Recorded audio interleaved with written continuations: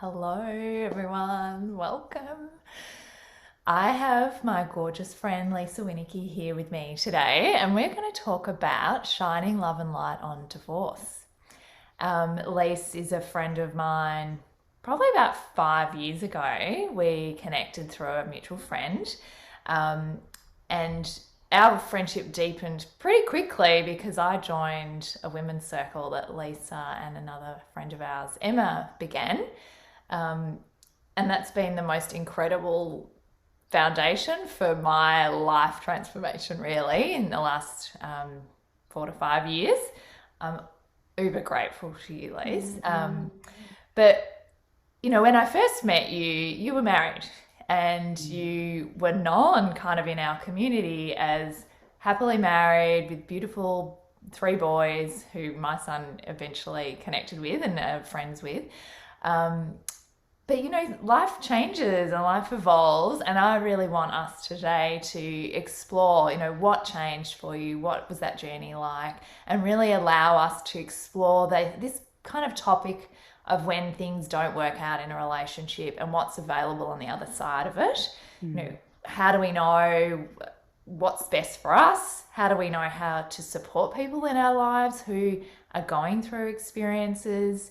I had a conversation with Belinda around relationships. I've done a whole lot of work on my own. So anyway, there's so much to talk about. Thanks so much, Lise, for being here. I love that introduction, and you've touched on so many pathways we can take in this conversation, because relationships is massive.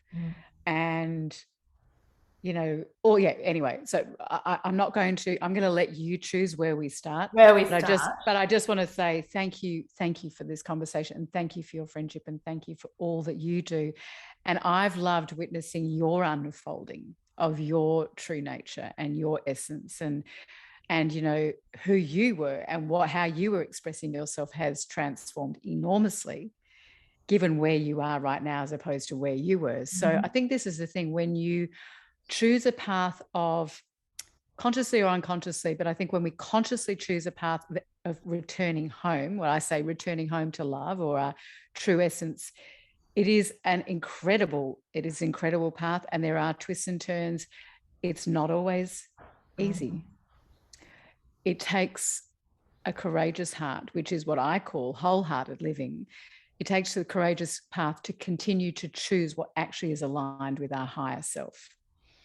So let's start. I know where we're going to start. We're going to start with not long after that sort of first circle started. You had published and were launching your book, which is called The Dawn of Hope, and it's a your story effectively until that time.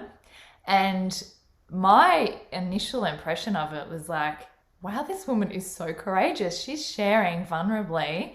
I mean, there are photos in there, there's intimate details of an eating disorder, um, your children's first moments in life and all the challenges that came with that. And I was like, wow, that's so courageous. And then you're sort of saying to us now, like, this journey has kept going. Like it didn't just stop there. It's not like, oh, book done, I'm finished. They were the preliminary steps to, as we both know, every step is leading us, I believe, is leading us in the direction of our heart. And so I know that I had to experience an eating disorder in order to know how it felt to be so disconnected from self. I know I had to experience the depths of darkness in depression to know what it felt like to feel deeply alone and not belonging. I know all of those past experiences because I've gone back to those past experiences, and I say healed them. And what I mean by healing is that I've gone into those moments and those times and those experiences and extracted the wisdom from that in order to integrate it into who I am now today. Now, I didn't just choose to be vulnerable. That was moments, thousands of moments of returning home and meeting my humanity with love, meeting all the stories that I'd created about myself with love, in order to get to a point where it was almost like there was no choice but to want to be, or actually to choose to be this way. And the more times I stepped into being vulnerable, I actually ended up receiving what I'd most wanted, which was to be met and to feel connected to another. Mm. So, what was it that helped you to realize that the relationship that you're in, because you still do love and admire Rich, Mm, what was it, I guess, when we think of a breakup, I think, and we've got all, and that's why I want to talk about these topics, mm, is we have assumptions about what a breakup look like and what it must feel like and how we should react to things when we're not right for each other. So I guess I'd be really interested in you sharing what it is that helped you to understand that that relationship had come to its sort of mm, completion as a marriage yeah. anyway. So it was actually, for me, I recognized that the marriage was over in a moment. And it was a moment that I'd gone to a retreat back in 2018, and I'd been taken beyond my senses, taken beyond my mind. And I connected to something greater, which showed me, when you want to call it soul, higher self, showed me that the marriage as it was actually not what I wanted. And it was shocking to see it, because everything in me had wanted to avoid seeing that. I see that now because I had a good marriage. I had a beautiful man who had supported me my whole journey from having had bulimia and depression to here. So, how could I do that to another? You know, all the ways that most women are raised, which is to sacrifice ourselves, to feel guilty that we might want something greater. And so So, in a way, just stopping there, is that your relationship looked good. Like it should have worked. it should have Yeah. worked. And it the person that chose the relationship, the woman that chose the relationship, which was almost 20 years before, was a woman who didn't believe in herself, in fact loathed herself, that presented to the world as though she had her stuff together. That although my sister says I was hugely courageous, for many, many, many years I was not, because I was living a double life. No one knew what was going on beneath the surface. So the woman who chose Richard was a woman that needed to be saved. Mm. And he was incredible. And he saved me because I couldn't save myself. I saw myself as hopeless and not able to look after myself. So, I mean, this is all because I've been able to do so much work. I can see it so clearly. But the woman who was sitting on that meditation, in that meditation retreat, in that meditation, had done so much inner work that she'd arrived at a point, and it's not, I haven't arrived, because as we know, it's a continuum. But at that point, I had arrived at a place where what I wanted, what I connected to was greater, was not the same as what I had chosen. Mm-hmm. And I think that's the thing about marriage. I'm not saying we jump out of a marriage because it's no longer working. But what I wanted, what my heart wanted for me, was not in line with what the marriage was going to be able to have me experience. I understood, and I really understand even more clearly now. I want to live a big life. Now, a big life doesn't mean, a big life is your version to my version is different. But for me, a big life is one where I'm continuously growing, expanding, returning to more love, that I'm creating visions for my future where I actually know that it's all possible, rather than same. And look, there is no judgment. For a lot of people, that's what they choose, and that's what maybe they think is available to them. But once I knew that my life I felt more alive inside my body, I wanted more. Mm. And I wanted a connection, because I now had a connection with myself that was much deeper. I wanted that in relationship. And I couldn't get that. Whatever we had done, whatever our relationship was, we couldn't get beyond that. And so my needs weren't being met. And so there came a choice. And it was a hard choice, because as I've spoken to women more recently who were inside good marriages, it's almost harder to make the choice, because why would you choose that? What, for something greater? Is that selfish of Yeah. you? Because I wonder how many relationships they're at that point that you were at, but they don't know Mm, how to go and make a choice. So they mm, sabotage or do something. Like someone has an affair or Mm, starts being awful or does something to kind of give the reason to leave, um, you know, a purpose to leave or whatever. totally. And I'm seeing that now, and I'm speaking to women who have sabotaged the relationship because they didn't have the courage, or they didn't have the courage. They were too afraid to have the conversation, to make the leap, because it is a leap. And I get asked time and time again, how do I know it's not? How do I know it's the right decision? And I have a belief, and knowing there is no wrong decision. So I will say that. And so therefore, if we know that there is no wrong decision, and we also know that we don't make decisions from the level of our minds. So if you're going ruminating about all the what ifs, that's not the place to make a decision from.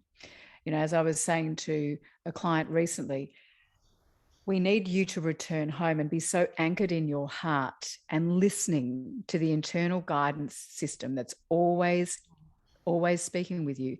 You need to listen to that, cultivate that relationship first in order to hear, in order to act and lead and be guided from that place.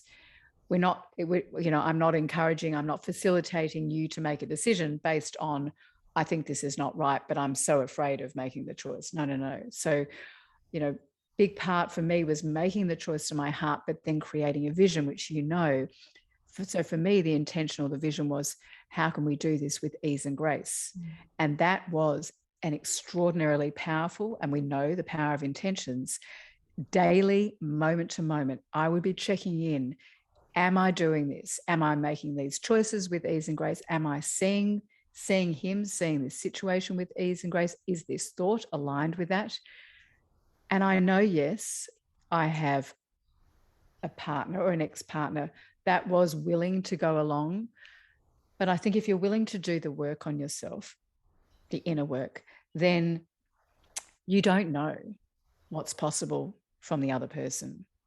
And it's a limited way to say, but I know, but actually you don't know, because until you look at yourself and you start to take huge responsibility for the way you show up, you don't know how the other person is going to respond.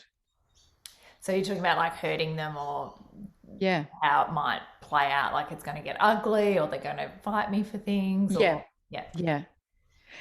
And if you have that mindset, then you will be creating, as we know, the very thing that you don't want to create. So, and that is from the level of the mind again. So, how can we return home to our hearts and create a vision, and that be the strongest vision of all? And that's where we continue to maintain our focus and our attention. How can that be the guiding light for me? And I mean, I think this is why I wanted to talk about this topic because how I've witnessed, how you unconsciously uncoupled, and I have to say it, but it really Mm. was like this beautiful, definitely wasn't free of pain or discomfort or any of those experiences, but it was with that intention and it was with grace and ease and it was with the possibility, like I really saw that you were standing for this doesn't have to be the way that everyone thinks a divorce has to go, which is you have to get legal, fighting in courts, you have to disagree on everything. So, I love that you're kind of like a role model for someone to see that you can leave a relationship and you can create. I remember witnessing people when I did the Landmark Forum almost 20 years ago now, Mm. and there were people who had that experience, and I was like, this is possible. It is absolutely Mm. possible to conclude a relationship, step into a new relationship. There were people sharing about how they'd have Christmases together or any kind of Mm. formation, like this idea that we have that something should look a particular way or has to Mm. play out a particular way or the statistics say it'll go this way.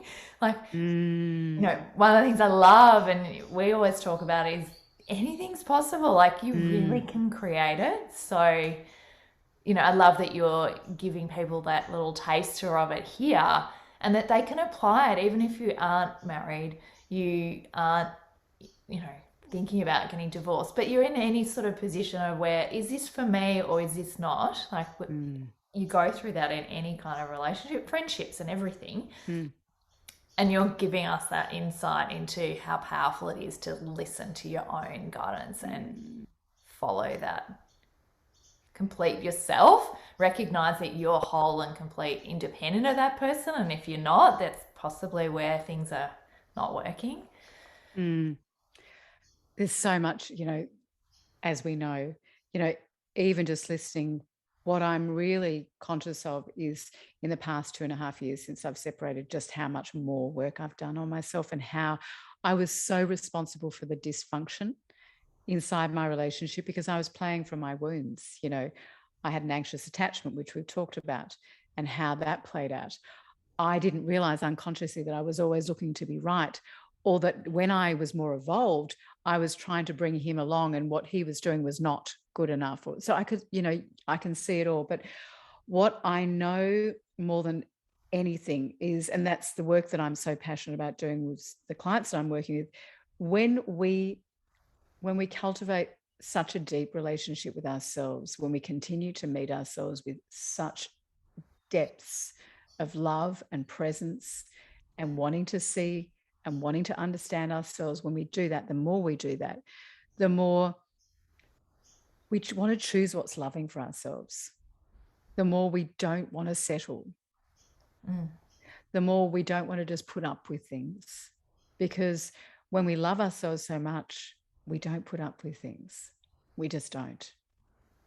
Or And we there's put up also with things. what you're saying, I think, too, is recognizing that you're doing a disservice to the person you're in relationship with, too, aren't you? If you are pretending or making do, or if you're not being true to yourself, you're not actually giving them the freedom to have a choice in how it is either.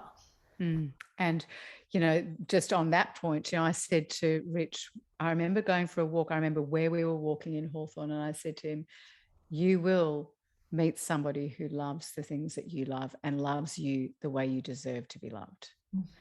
Because I got to a point where I realized I couldn't love him as he was. And that's not doing anyone a service. To love somebody for who they are is the greatest gift we can give another. And I couldn't love him the way he was. I wanted him to change for me, for it to work for me. And he is now with somebody who loves the thing that he loves almost more, apart from his family. He loves golf, and he looks happy. He looks calm. Did he choose it? Did he want to choose it? No. But I think, as I said to him maybe 6 months ago, after I'd shared a lot on my podcast about the breakup, I said, did I make the right assumption that you are happier? And he said, Lisa, it was like walking on eggshells with you at times. I said, why did you stay? And he said, I just did. So I know, you can't have one person that's not happy in a relationship and another that is. It just isn't. It just is not. So if we're honest with ourselves and we're not happy, we might think that the other person, look, maybe initially they're not going to cope with the choice, if that's the choice that you end up making. But actually choosing to know that when we liberate ourselves, we actually liberate the other, for them to discover, for them to be in relationship with somebody that actually can appreciate and love them for who they are. And the other thing, just because it just came through then, that I want to talk about is that, we look at relationships and marriages, and the narrative and the way that we're raised is a long marriage is a successful marriage, and women stay, or women choose to stay until the kids have finished school because they think that they're doing their kids a service. I'm not just going to question it. I'm going to say that actually is not true, because our kids know. They witness the relationship that is inside the home. That is the relationship that is going to form the way that they choose their relationships moving forward. I didn't want my kids to choose a relationship based on what they were seeing, which for me, I wanted them to see a relationship that was thriving.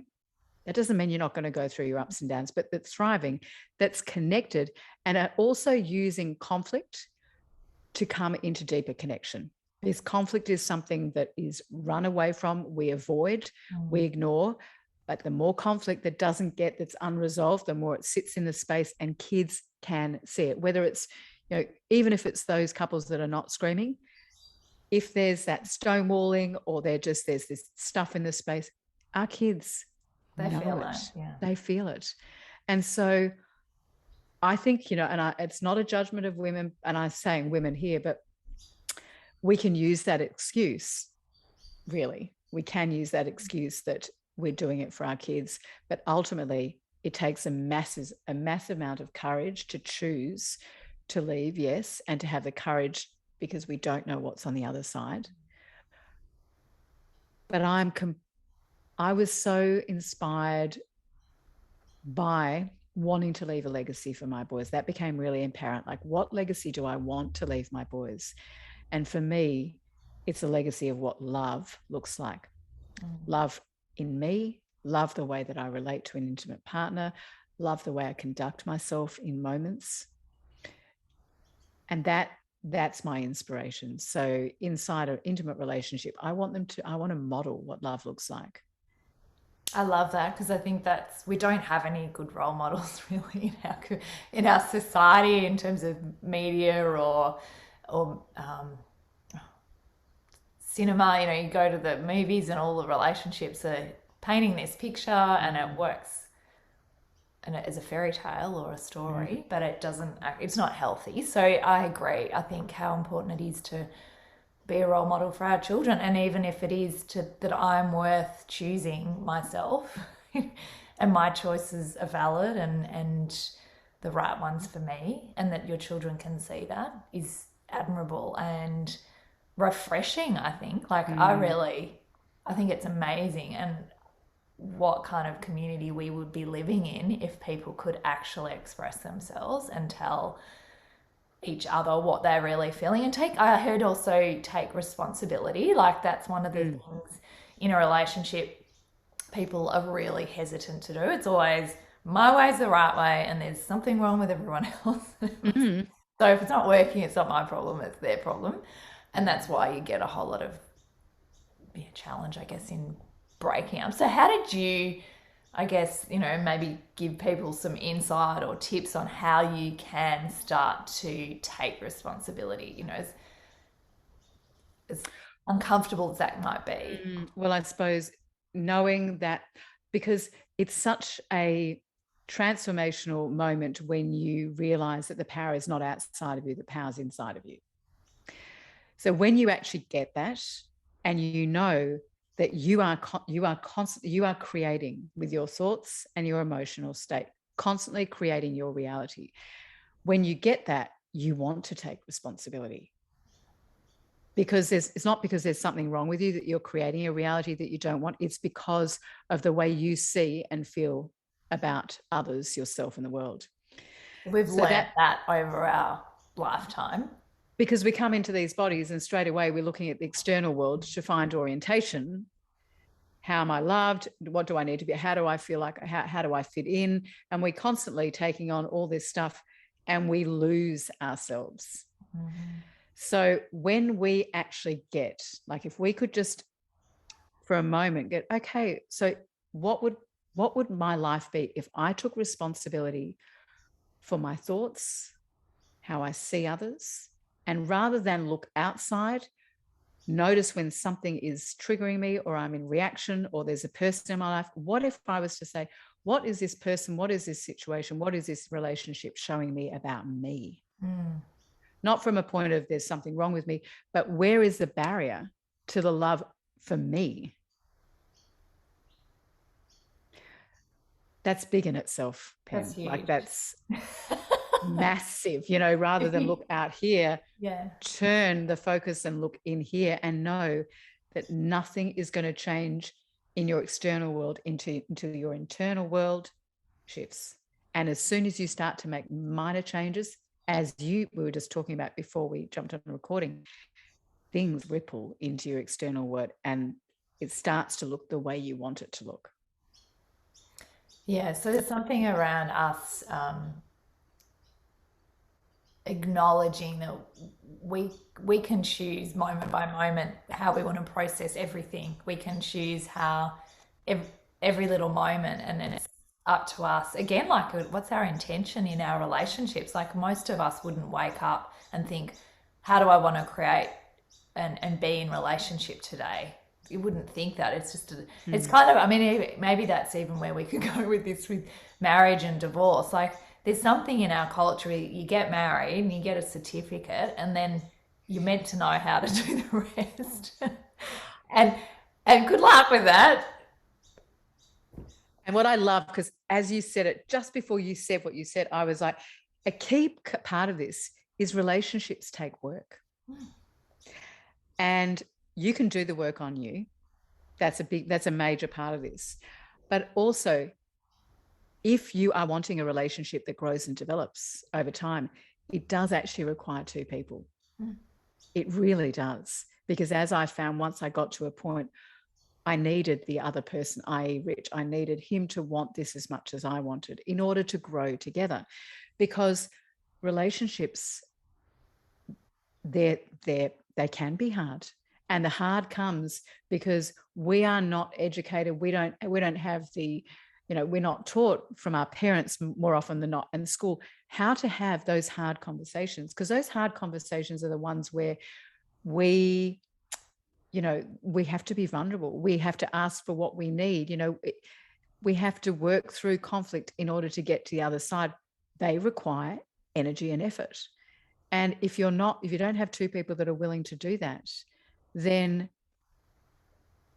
I think, that's where relationships fall apart. That, whether they fall apart so the relationship ends, or they just fall apart and you end up coexisting with another person inside a home. Did I go off on a bit of a tangent then? I feel No, like no, that I was think no.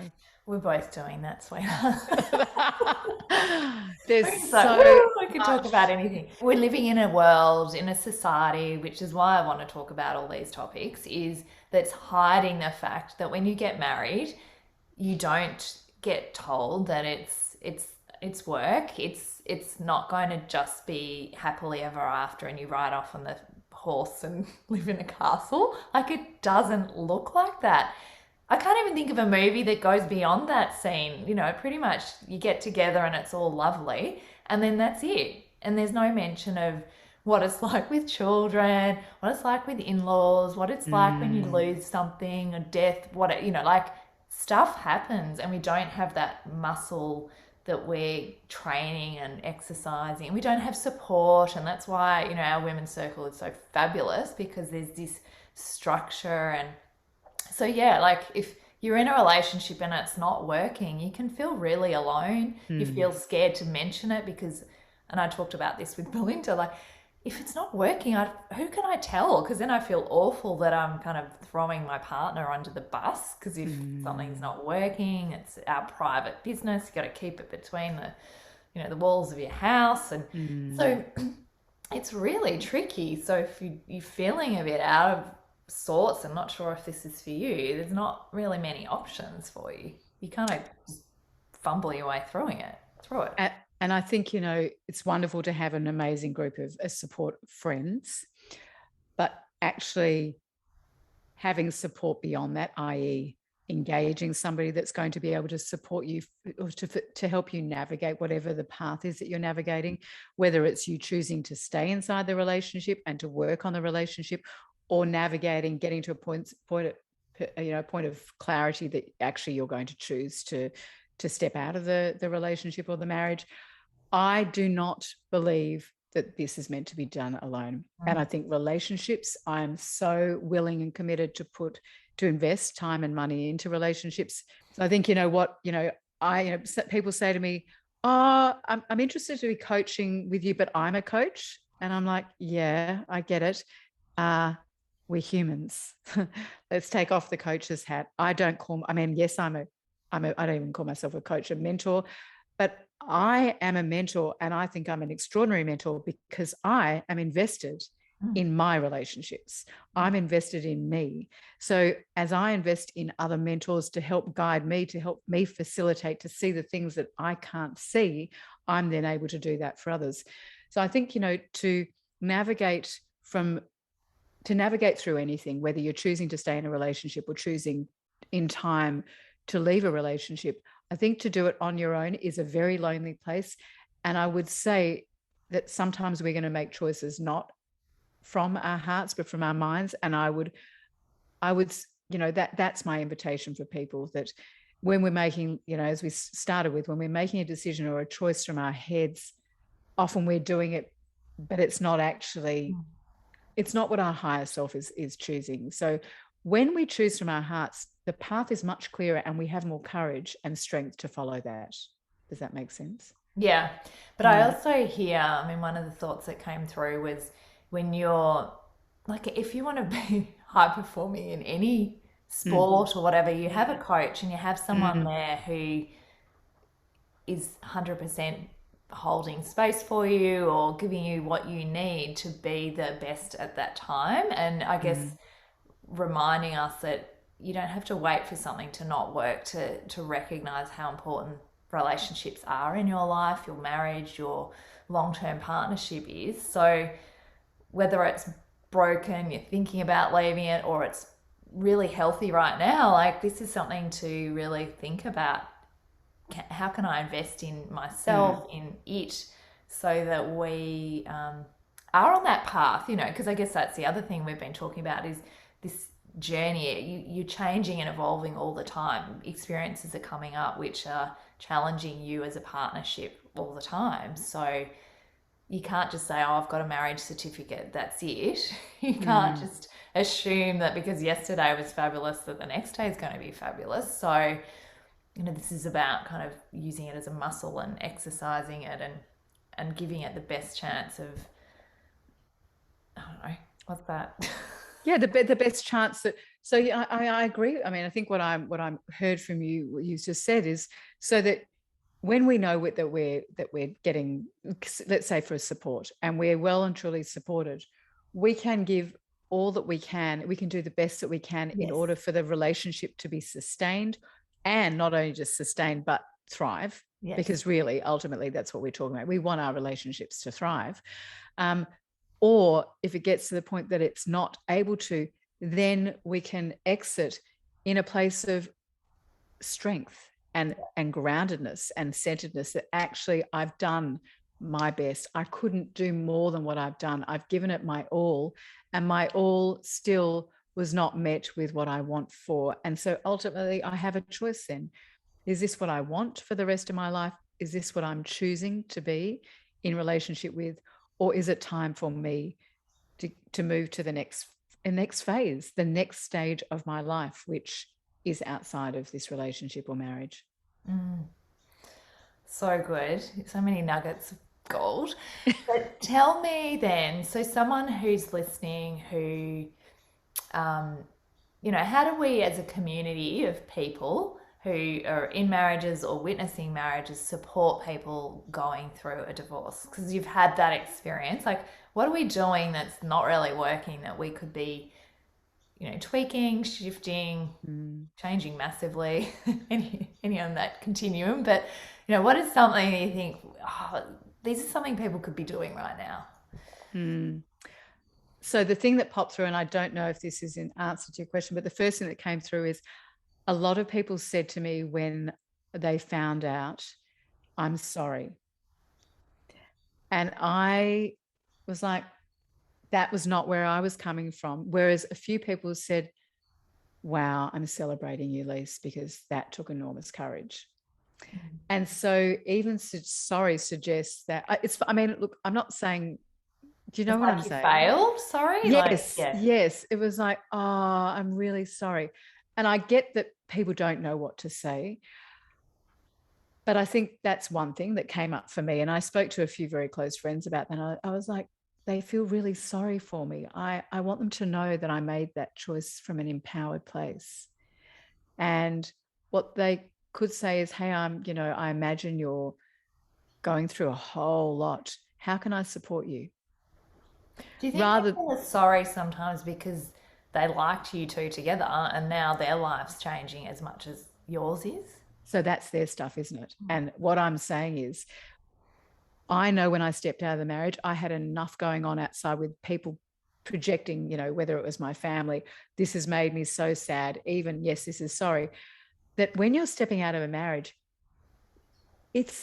you're in an emotional, even if you're coming from an empowered place, you are going through a whole host of emotions, including grieving, that the last thing when you're going through that is, I'm just saying this is, probably people won't like me saying this, but it was my experience when somebody said, I feel sorry, I'm really sorry. I wanted people to stand and just ask me what I needed, to say, hey, what is it that you need now? How are How you? are you? Yeah. How are you? So rather than make an assumption of how I was, ask how are you, because that comes from a place of actually not projecting your own stuff. It was curiosity as well from Yeah. And then I could say, yeah. hey, I'm actually wherever I was in that moment. And I would have felt more supported. The other thing is that I would say for how to support people that are going through it is to not to make assumptions, as I just said, but also not feel so uncomfortable about putting in a call and reaching out to people, because there were a number of people that just I would see and I knew they knew, but they didn't say anything, and that didn't feel so great. So do you think potentially, because I know this is something that comes up with another form of grief when you lose a part, Lose. someone, that they think if I say something, I might make them cry, or I might make them Mm, upset, or I might mm, bring up something in the middle of mm, the supermarket they don't want to mm, have to talk about. mm, So mm, it's better to just gloss over it. mm, Um, but the same thing I had from my experience and when I talked about losing a loved one was that it's just so much better to have someone acknowledge it and mm. go, I know I'm really, I'm not really sorry. I know, but I'm here for you, or I'm Mm. available if you want to talk, or Acknowledgement. That's it. Because we all want to be acknowledged, rather than have an assumption of what our experience is, because everyone's experience is different and every moment is different. And you and I may experience the same thing, but in every moment we're going to experience, our reality is something different. But to even simply say, hi, I just want you to know that I'm aware and I want to acknowledge what you're going through. mm, Like I did for a girlfriend the other day who I found out, not a really close friend, but I found out she had breast cancer. I, it would have been easy just to, she's not a really good friend, but I reached out and I said, I just want you to know that I'm aware. mm, I know I've heard. And that then gave her an invitation. She then rang me and we had a beautiful mm, conversation. I know it's vulnerable because we don't know how the other's going to respond. But if I'm sharing it with you, you're sharing it with you. There are numerous people I know that have experienced loss or grief.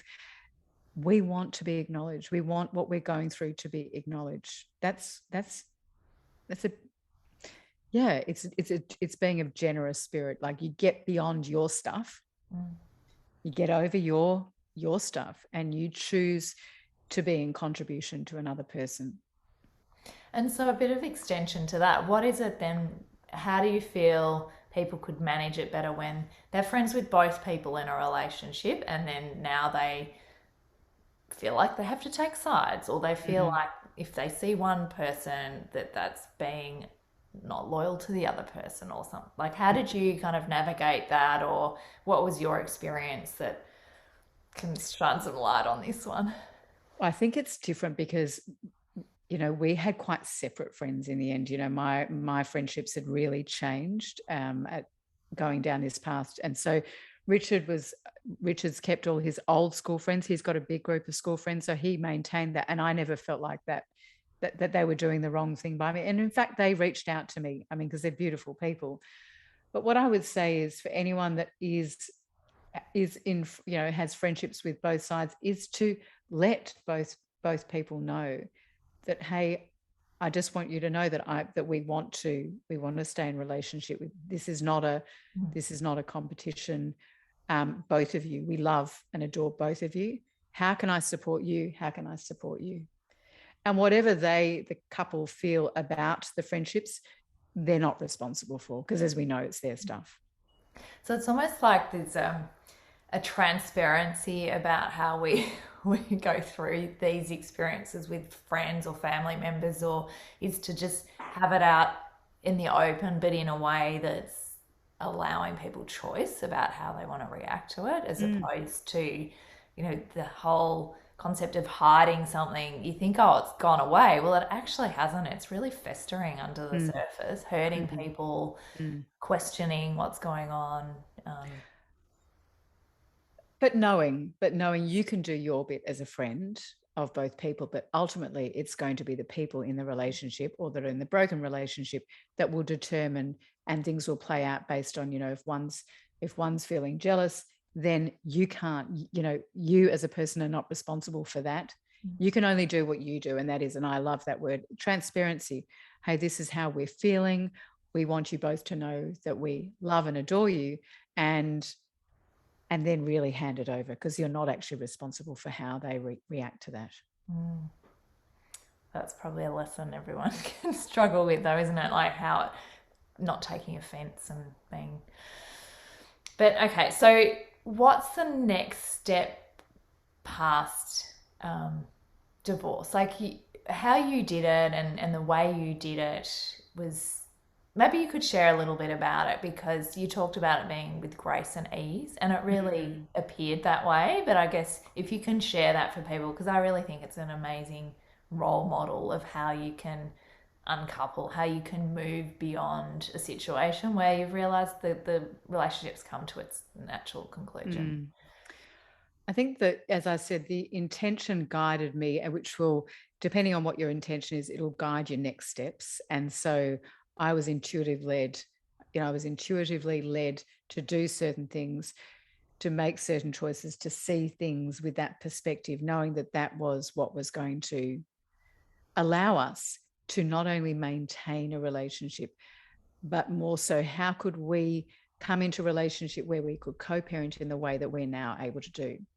And so each step is going to be different depending on what you're coming up against. Mine, I didn't have an ex-husband that wanted to fight me in court. So I didn't, I'm not going to speak to that. But I think it's responding in the moment when we know we have an intention. It's how can I respond in this moment? If I want to be doing this with ease and grace, and something comes in from the side, how can I be loving to myself and do it in such a way that I'm going to be able to maintain this intention? So, when it came to having conversations about, the split, for example, I chose, yes, he supported me very much, but I also chose to compromise on things. Whereas in the past, maybe I would have been fighting for certain things because I would have been afraid of the fact that he had the greater capacity to earn than I did. I was stepping out of a marriage without a capacity. I wasn't working.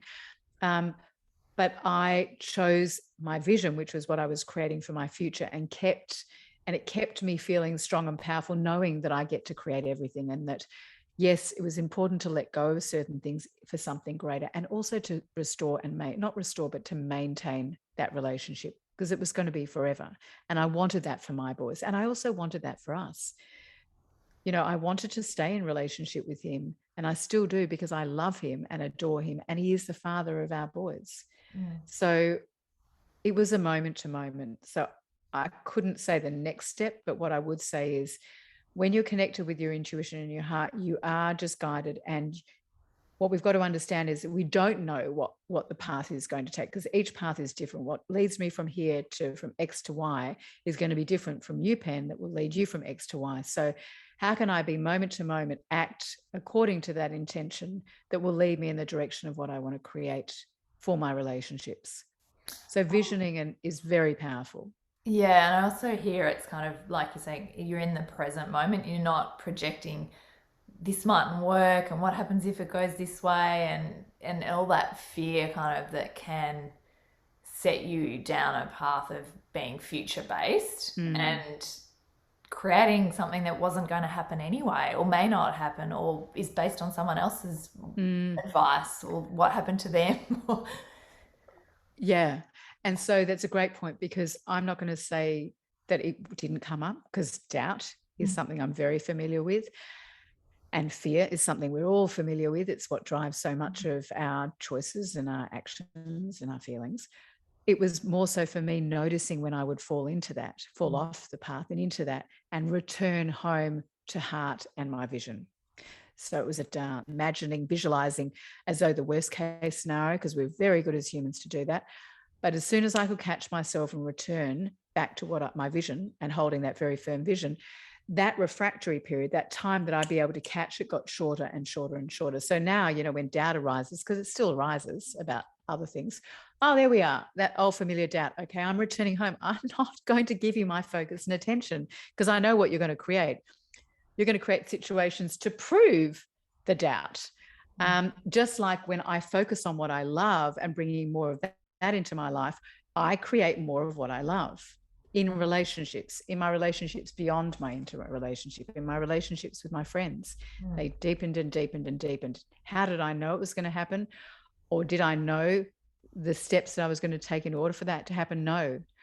But every step that I've taken aligned with a vision of what I want to create for my relationships has had me deepen those relationships to the point now, as you know, I'm surrounded by people that I deeply love and that deeply love me, and that we all feel seen and heard by each other. It's amazing. One of the things I heard earlier, and I guess that speaks to it as well, is that when you can let go of something, it allows the space to bring something else in. So when you can let go of things that aren't working, or that fear or doubt and denial and all those things, you can, I mean, it's freeing for starters. Like suddenly, it's like carrying heavy weights around, all this fear and baggage and stuff. We all talk about it, don't we? Like relationship baggage. If you can let go of it, how you've got a spring in your step again, and you can actually, you're so much more fun to be around, and the universe starts supporting you. And that's the brilliant thing I heard and I witnessed in how you did it. And I'd love people to get from this conversation is how much it is just surrendering and trusting that you've got it. And this is your soul journey, and this is the way it's going to play out. And it doesn't have to look a particular way that we're kind of led to believe in the fairy tales. And I think what you just said, surrender and trust, we can't, I want to say I almost feel like we just have to choose trust in order to surrender. I don't think we get to a place, a lot of people, where we go, I'm so deeply trusting that I'm going to surrender. I think surrender is a constant choice of letting go. And I love what you shared is what I've experienced is a liberation of energy and liberation of myself in choosing to step out of the marriage and choosing to step out of other things, whether it was even the Good News Guide, my podcast, like earlier this year, just recognizing it was complete as it was. I'm probably going to relaunch it, but that liberated so much energy that would allow me to take a path that then had me create a body of work. So we're always being given opportunities to let go of things for something greater. I'm not saying we just jump ship and we continue to, say no to things and jump out of relationships, but you know what you're saying, which I think is really important to this conversation, but even what you said about letting go of a piece of work that you've invested in, is this idea that that's failure, that people go, oh, she's given up, or that wasn't right at the time. But you don't see it as failure. You see that as like the natural evolution, and there's some, or I can go back to it, and I think that's with relationships too. Like a marriage isn't a failure. Like a divorce is not a failure. I don't see it that way. I'm the product of two people divorcing and coming into a new relationship. So I've always had this perspective that there are possibilities beyond a marriage, and that's my perspective. But I guess it's, we can all come from different angles, but that's one way to it. Yeah, which your experience has definitely paved that way for you, because a lot of people don't see that. No. A lot of people see marriage, an ending of a marriage, as failure. And for somebody who thought I was a failure, that was something that I had to work through in choosing to leave the marriage. Was that played into that belief that I was. And so, I had to do a lot of healing around it. But now, as I said, 2.5 years, and, we look at, let's say, Dr. Shafali's book and all the work she's done in this very space. is changing the constructs and the narrative around what is a successful relationship, what does it mean to have a successful, in inverted commas, marriage. And that doesn't equate to staying in it when you're deeply unhappy or the marriage is not working. That is not success to me. And that's not to success for a lot of women that I'm talking to that have chosen to leave a relationship or marriage. Actually, success is when we step out because we know it's no longer in alignment with us, or our partner knows it's no longer in alignment. In order for us to take the next path, like to follow that path, wherever that's leading, to a relationship that can be more fulfilling, where we are more self-expressed, when we are not operating so much from the wounds. We're always going to be operating from our wounds. Let's just face it. We're humans and we come into relationship and the wounds all show up and they're all there and they get, every button gets pushed. It's like, ouch, ouch.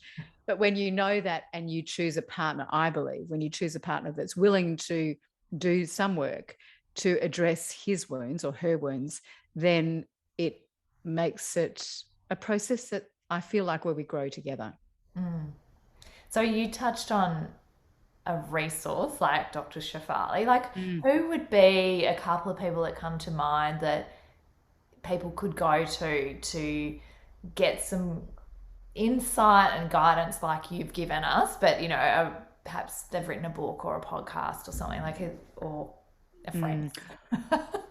Okay, so well, obviously, there is Dr. Shafali's book.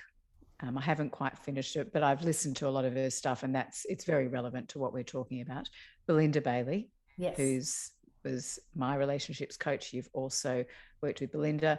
So she's got great stuff. The Love Codes. The Love Codes. And there is a book, and she's written a book, The Love Codes, which is recently published. The other great resource is my mentor, who I work with. She's parenting expert, but she's actually relationships. Like, I go to her about all relationships. And so Yumi Nguyen, which if you want to pop her link, please do. But I think it's, what I say to women that are in this space is, there is so much information. Often that can be an overload, that can be overwhelming when you're hearing, because ultimately I think we're all saying the same things. But there's a few pointers, but as I said, don't go overboard. Maybe choose one, see what resonates, and sink into that information and their wisdom and see what comes of it, rather than going across the board and then just feeling like you're in a state of overwhelm. There's nothing worse than feeling overwhelmed by too much information, too many resources. Yeah. So you've talked and touched on how you're working and coaching and doing stuff. Could people work with you around this space, or tell us a bit more about what you're currently offering, and if people are called to connect with you, what they can do? So I am working with women who are either on one side of the relationship or the other, not necessarily marriage, but relationship. And so they're either in a point where they have been questioning the relationship for a period of time. It's not like I've just start questioning. And they tend to be women that have done some level of self-work on themselves, because the container that I hold for 90 days with them, and it can continue longer than that, but the Wholehearted Woman is for women that are like they haven't made a choice. And my work is not about me helping them make a choice. It's about providing container when they return to their whole heart, so they can actually know what it is that they want for themselves and their future and their lives and their relationships. I also work with women who are on the other side of the separation, so maybe 6 to 12 months beyond that, because when they're in the chaos of it, it's very challenging, because the work that we're doing is deep and intense. And so that's actually a really good time, because they've come out the other side and they're wanting to create something different for themselves for the next relationship. Because most women that I work with, or actually all the women I work with, and most women that I know that have come out of the other side, they're not doing it because they want to be alone. And they also are not necessarily wanting to do it to jump into another relationship. They want to see what's going on that actually had them maybe playing out some of their dysfunctions and their patterns and their wounds in the relationship. So I really love that as well, working with women on the other side, because they tend to be deeply committed, and this work requires commitment, a deep commitment in oneself. So if you're ready, you'll know in your heart if there's something to explore with Lisa Mm, and mm. connect on your website. Is that the best way? The best way is to either, you can connect on my website, or you can contact me on Instagram or Facebook and just DM me and say, I'm curious to have a conversation, and we can take it from there.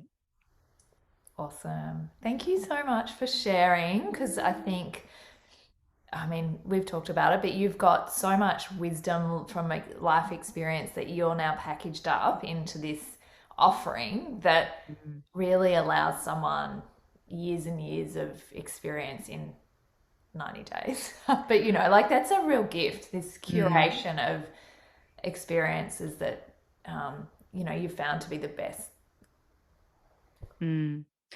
I think it's really important to say, like one of my clients was saying to me the other day, I don't want to, I don't want to finish. Like, I'm not ready to finish. I go, that look, there's another way of working with me. But what I want women to understand when they come in, this is not a cure. This is not, you're going to be, because there's nothing to fix.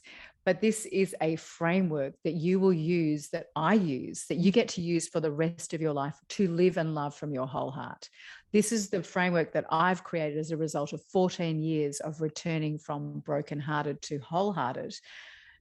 This is it. This is the framework. So you actually don't need to look outside of yourself anymore. You've got the framework to continue coming back, when you're in reaction or you're going through a breakdown or something. What part of this framework do I need to utilize? Do I need to integrate? Do I need to address right now? And Yeah, I so, love that. That's so yeah, important because I think, again, we talked about it, it's constant. We're a work in progress. So you can't yeah. go 90 days done. No, but 90 days, and I've shown you and I've facilitated what this work can A do. framework's And then, brilliant, or a structure that you can kind of connect back into and make sure is surrounding you. Yeah, mm, mm. so good. So it's not for the faint of heart. I will say that it is, it's somebody that's really ready to to go deep, because I don't do shallow. As you know, I go deep. But that's where the good stuff is. Like, if you look Mm, at, well, not the good stuff, but that's where you can really, like, if there's something deep that you're not accessing, by bringing it up, it's it's almost a faster transformation than if you go shallow for years and years and years, and mm, it's almost, yeah, mm, it's superficial versus mm, getting to the core. mm, mm.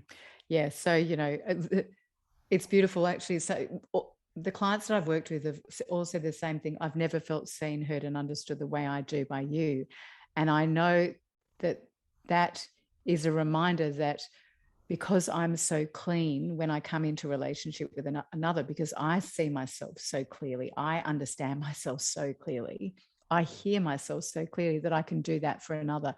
And I think when somebody can feel seen, heard, and understood, as we all want, then that allows, from a place of absolute no judgment, for these things to come up for us to see and to let go of, without the judgment that we've had towards ourselves.